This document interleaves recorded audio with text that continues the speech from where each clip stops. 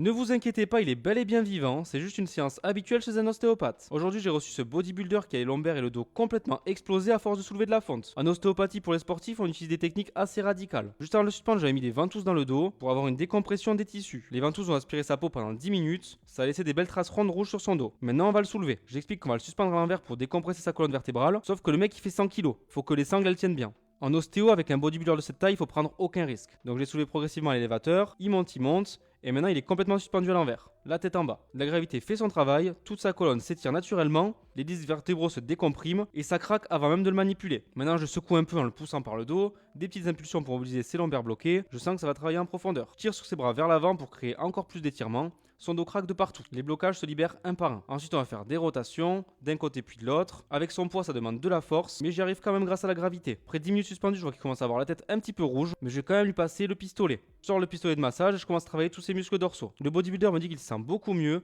que son dos est complètement libéré et il va pouvoir s'entraîner sans douleur. Et voilà une séance d'ostéo complète. Dites-moi en commentaire si vous oseriez vous faire suspendre comme ça.